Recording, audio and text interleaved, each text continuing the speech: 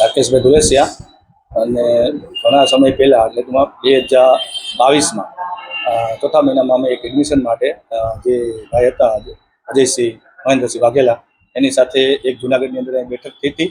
હરેશભાઈ મારા જે સાથી છે કાકરિયા અને એનો દીકરો અજયભાઈ અને પંકજભાઈ કરીને, પંકજભાઈની સાથે એની ઓફિસ અહીંયા પ્લે વેચની હતી કુંજ સ્ક્વેરમાં પહેલા માળે ત્યાં મિટિંગ થઈ હતી. પછી ત્યાંથી પછી અમે અમદાવાદ એને મળવા ગયા. છોકરાઓ બે અને હરેશભાઈ સાકરિયા અને અજયસિંહ એને મળી અને જે આ ઓસ્ટ્રેલિયાના વિઝા બાબતને જે કાંઈ એને આપણે મોકલવા માટેની જે ફી હોય એની અલગ અલગ એડમિશન માટેની ફી ભરવા માટેના પૈસાની જે જોગવાઈ કરવાની થતી હોય એ જોગવાઈની અંદર મેક્સિમમ 70 લાખ રૂપિયા જેવી સમથિંગ રકમ જોતી હોય છે. જેથી કરીને આપણે 30 લાખ રૂપિયા વ્હાઇટના બતાવવા પડતા હોય છે અને બાકીની ફી હોય છે.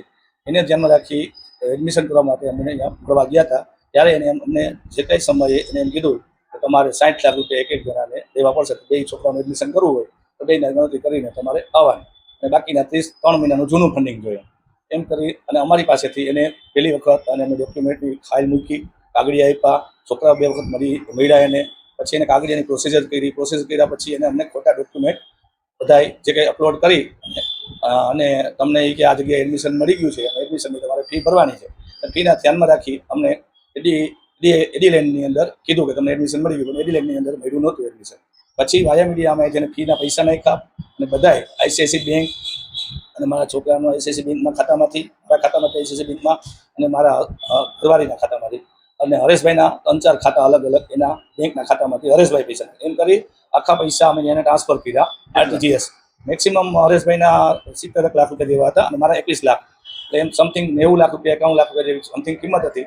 એમાં બધા પૈસા નાખ્યા. પછી મારા પૈસા મેં ખ્યાલ આવ્યો જ્યારે અમને કે ભાઈ આ લોકો ફ્રોડ કર્યું છે અને અમે બધા એડીપીમાં ગયા, એડમિશન નહોતું મળતું. એટલે પછી મેં કીધું વિઝા આવવાની એટલા બધી વાર કેમ લાગે છે?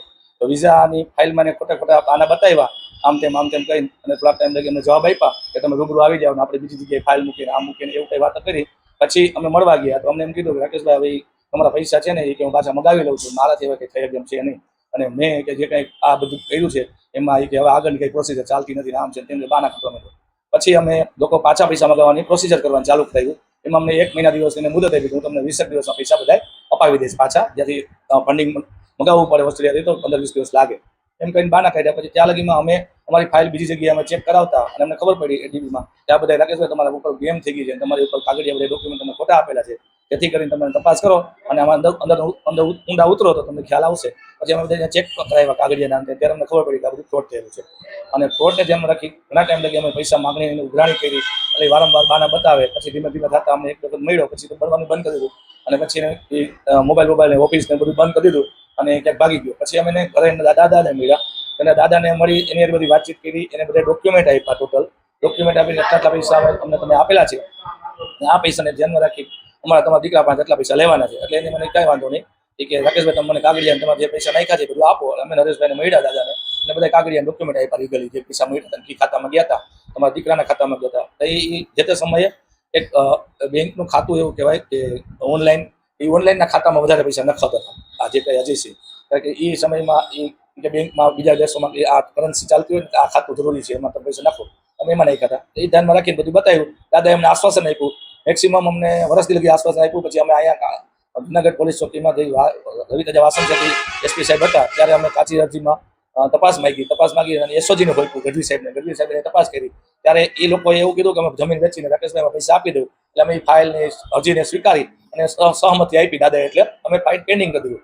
એ પછીના પાછા ઘણા વર્ષ પછી એને નામ જમીનમાંથી કાઢી નાખ્યું એના દીકરાનું, કાગળિયાના બધા એને ફ્રોડ એના દાદાએ એના જમીનમાંથી એને મિલકતમાંથી એને બધેથી એના નામ કાઢી નાખ્યા પોતા વારસદાર તરીકે અજયસિંહના. પછી અમને ખબર પડી કે હવે આપણે એફઆઈઆર કરવા સિવાય છૂટકો નથી. એટલે અમે પરમ દિવસે જઈ અને પોલીસ ચોકીમાં જઈ અને એસપી સાહેબના કહેવાથી અને આઈજી સાહેબના કહેવાથી એફઆઈઆર કરાવી. એફઆઈઆર કર્યા પછી અમે બી ડિવિઝનમાં જઈ અને અમે બધી જે કંઈ ડોક્યુમેન્ટ પુરાવા દેવાના હતા એ બધા ડોક્યુમેન્ટના પુરાવા આપી દીધા છે. આઈસીઆઈસી બેંકના પુરાવા આપેલા છે, હરેશભાઈએ પણ એની બેંકના પુરાવા આપેલા છે, અજયસિંહના ખાતા નંબર પણ આપેલા છે કે ખાતામાં ગયું હતું. કારણ કે જે પૈસા ખાતામાં ગયા છે એ 3 ખાતામાં અલગ અલગ પૈસા ગયા હતા અને ઓનલાઈન ગયા છે બધા અને આરટીજીએસ કરેલું છે.